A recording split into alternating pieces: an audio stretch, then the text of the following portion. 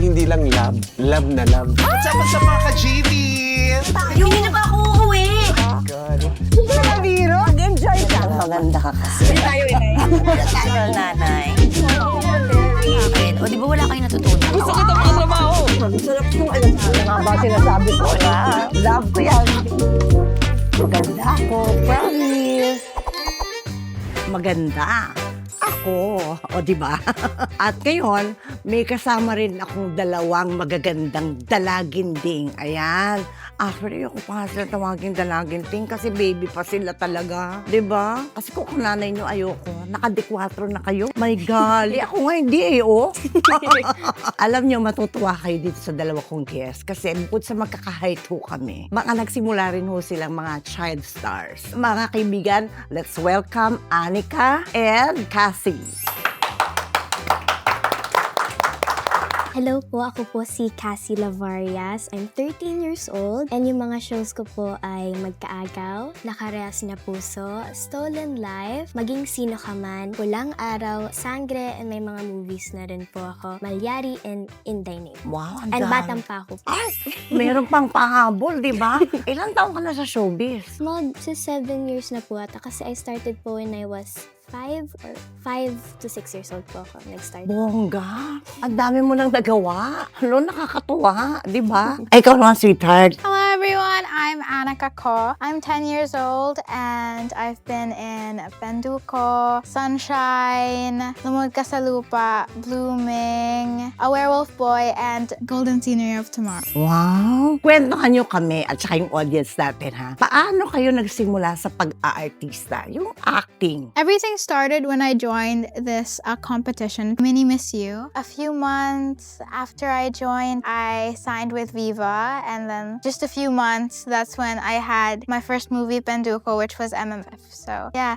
everything else is just amazing. Oo nga, tuloy-tuloy, no? Walang pahinga. Ikaw din, eh, no?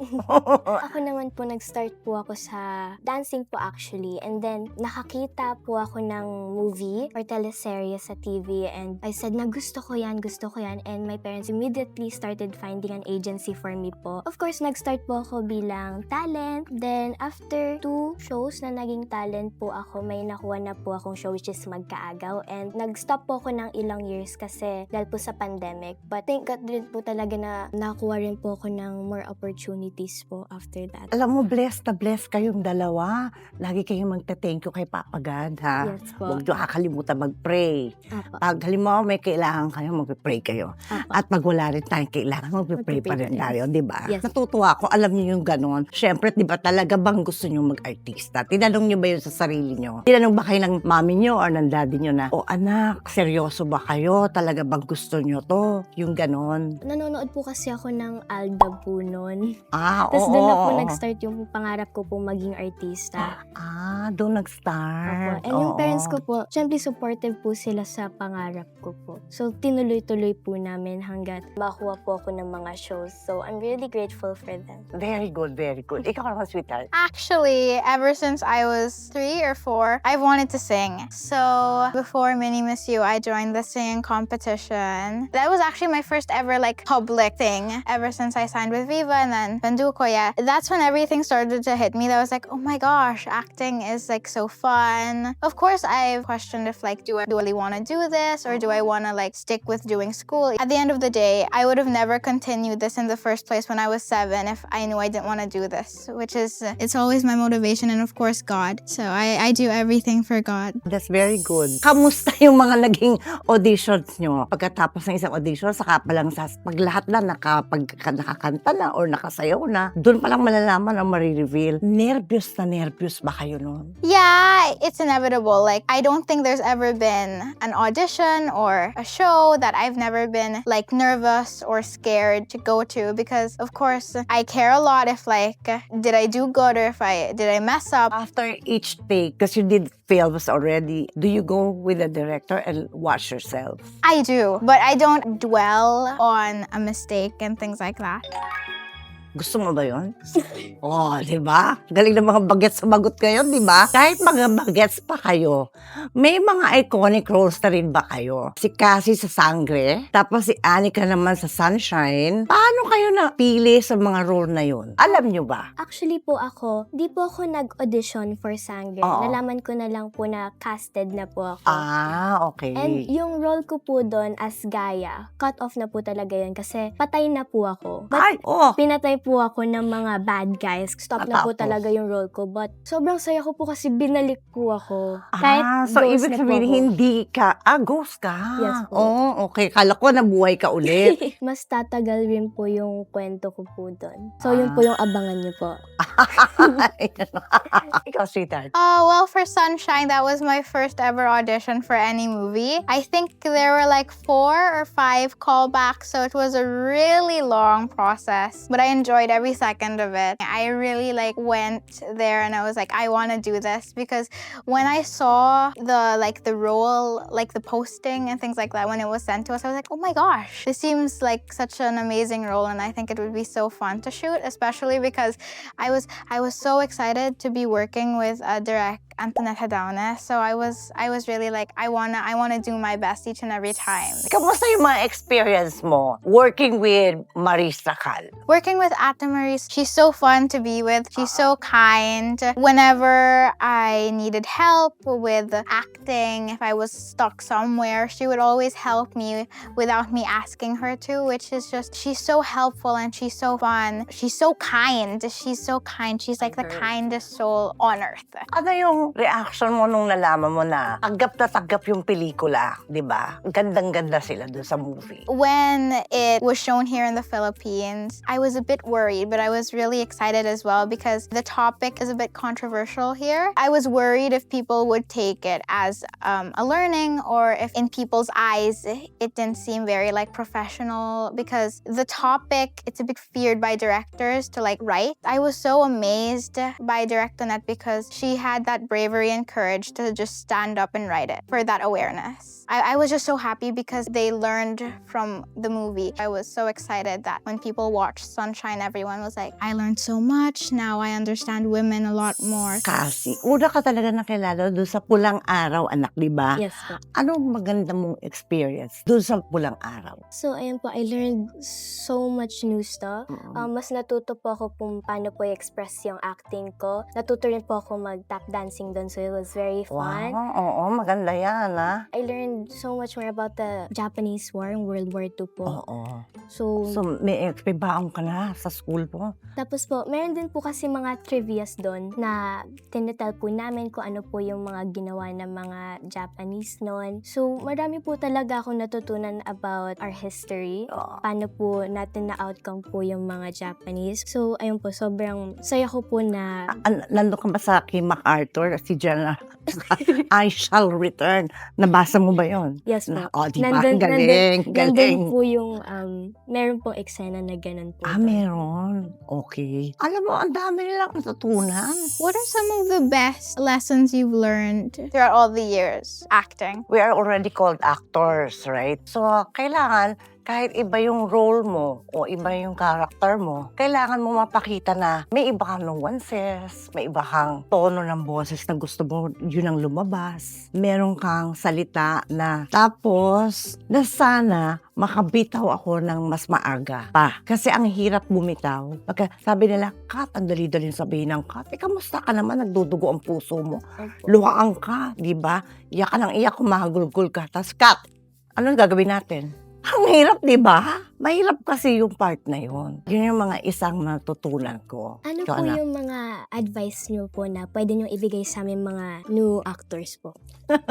Baby kayo baby. Dahil nandyan na kayo. Ayokong ma-feel nyo yung mahirapan kayo ng todo. Basta tatandaan nyo lang, lagi nyo mamahalin yung trabaho nyo. So, ibig sabihin, pag mahal mo, may kasamang respeto, di ba? Pinaprioritize nyo siya. Kasi iba ako sa inyo dahil ako, nag-artista ako para buhayin yung pamilya ko. Wala kayong ganong load. Iba yung sa inyo. Ako iba, para mabuhay yung pamilya ko. Yun ang rason. Para I can put food on the table. Ika nga, ganon. Kasi ako yung parang breadwinner ng family. Yun ang papel ni Tita Mary. Ganon. Kaya ang gusto ko lang, sana mas madali kayo makabitaw. Parang kung may technique yun, aralin nyo. Para mas makadami kayo ng eksena na makukunan. Kasi kung minsan, nade-drain na kayo eh. Sobrang pagod na. Tapos kung minsan yung call time natin masyadong maaga. Tapos hindi tayo makakauwi ng maaga kasi marami pa kang kukunan ng mga eksena. Doon kayo na napapagod. Sana ma-overcome yun. Kasi mas mga bata kayo, iba eh.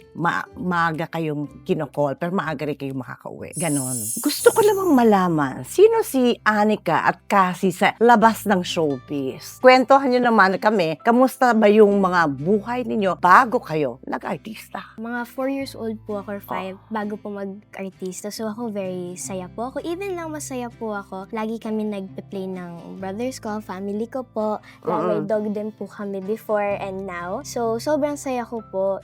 Even out of the camera. Oo. Kasi lagi po kami nagbabonding, naglalaro. Tanda, oo. May kapatid ka ba? Opo, Ilan kayo? Ako po yung panganay. Dalawa po sila. May younger brother po ako and younger sister. Wow, you are the ate. Yes po. Oh, ang sarap maging ate. Opo. Ikaw din, mayroon ka mga kapatid. No, I'm an only child. Heiress ka pa. I have friends from theater and things like that, so I'm doing just fine. I am not lonely or anything. Before showbiz, I was a few months before I joined. I was just a normal kid being homeschooled. Since it was the pandemic, I couldn't do much. Just at the house, bonding with the family.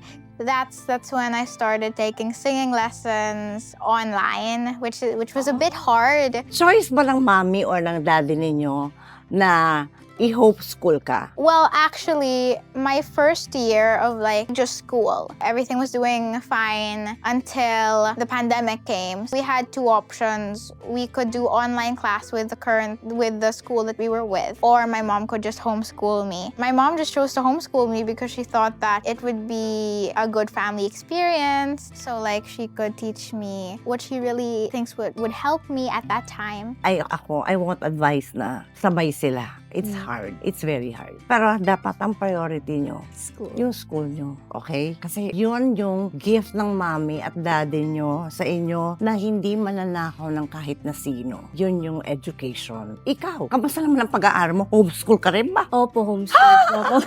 Pero before po, I used to be face-to-face. But masaya rin po ako na homeschooled ako kasi sabi rin po ni Anika, hawak niya rin po yung time niya, hawak ko rin po yung time ko. It's easier rin po kasi di po ako skip ng mga classes. Pero meron din po mga modules na sinesend na kailangan mo ipasa ng Friday. So like, okay. Parang yun ang assignment mo. yes po, 8 assignments, 8 quizzes in a week. So yun po, masaya po ako na homeschool ako, but So anyway, pwede ka. kasi it's school. It's very important. Ano, importante, anak yung mga matututunan nyo pa eh. Kasi magagamit nyo ang paglaki nyo. Huwag masyadong matangkad dahil may iiwan ang height. Huwag kayo masyadong tumaas, ha? Baka mamaya tatangkad nyo, tapos ang tataas pa ng heels nyo. Sinong mga idol nyo sa mga ate o kuya nyo sa showbiz? I would love to work with you, of course. Yes. And of course, besides the Diamond Star, Oh my God, that's just a label. Don't mind that. Basta Tita Maria. I would love to work with Sarah G because she sings really good. Even if I work with her in a movie, that's amazing. That's amazing. I'm okay. Her first film was with me. And the title is Filipinas. I would always ask her to sing. And then when she sings, parang it's with a band. Wala namang banda. Pero pag kumanta siya, parang may kasamang banda. She has a very powerful voice. Oo, ang galing-galing nung ba. Actually, the reason why I loved Sarah G is because I watched her movie, What Was Miss Granny? That's why I started to kind of learn her acting techniques and things like that because I loved it so much. Ikaw, sweetheart. Ako naman po, of course, I also want to work with you. Uy, sige Yeah. ka, Maria na naman ba yan? Opo, tapos, because I love your acting, I watched your new movie po, Meet, Greet, and Bye. Bye. Nakakalungkot po, nakakaiyak. Me, dad, and my mom, Oo. we watched it in the cinemas and we were crying. And of course, I wanna work with Miss Marian Rivera, Oo. Sir Dingdong Dantes, Yes. Ate Barbie Fortesa. Nag-same show na po kami but hindi po kami nag-acting harap-harapan. Wala bang ganun? Wala po kasi I was the younger Pero version. bali, okay, younger version ka, Opo. kaya pala walang acting na harapan. Speaking of acting, di ba? Tara at mag-actingan na kayong dalawa. May ganyan ka ko ngayon na portion dito sa show ko, para lang yan sa inyong dalawa, ha? May challenge ako sa inyo, dahil balita ko, usong-uso yung movie namin ni Vice ngayon sa TikTok, yung Girl Boy, Bakla Tomboy. Di ba? Goodness gracious! And 3, 2, 1, and... Anika, live. Lumayas na kayo! Ngayon na! Goodness gracious! Ikaw yung nag-shoplift! You were the one caught stealing on CCTV! Teka muna, sandali! Oh my God! Hindi No way! magnanakaw ang anak ko, hindi. Kahit kailan hindi nagnakaw ang anak ko, anak, sabihin mo na hindi ka nagnakaw. Sabihin mo sa kanya. Tinatawag mo akong kriminal? Nagnakaw siya, nanay. Ako yung pinagbintangan ng mga polis. Kinuha nila ako at kinulong nila ako. Naku, kawawa naman itong batang to. Bakit? Ano bang ginawa mo talaga? Wala nga akong ginawa eh. Yun totoo, anak. Magsabi ka ng tapat. Ayoko na nagsisinungaling. Sige na nga. Ako nga yung nagnakaw. Diba, I told you, nanay. Ay, sorry na. Bakit ka nagnanakaw, anak? Sorry na po. Alam mo, anak, sa buhay, hindi lahat ng sorry pwedeng tanggapin. Hindi lahat ng bagay na pagkakamali mo pwede mong daanin sa sorry. Hindi, dahil hindi mo na mababalik yun.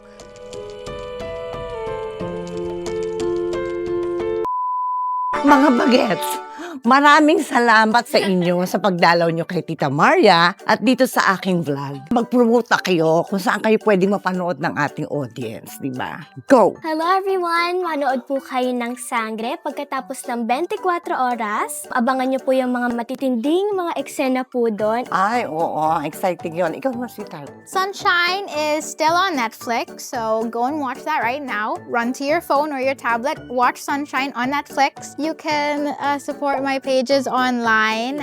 On Facebook, I'm Anika Ko. On IG, I'm Anika A. Ko. And on TikTok, it's Team Anika Ko. Ako si Maria Nako. Diba? Gusto mo ba yun? Girls, thank you. Thank you very po. much. Thank you. Until we meet again, sana we can do a movie together, no? Tayong tatlo. Let's pray for diba? that. At syempre, para sa inyo, sana naibigan nyo yung aming episode ngayon.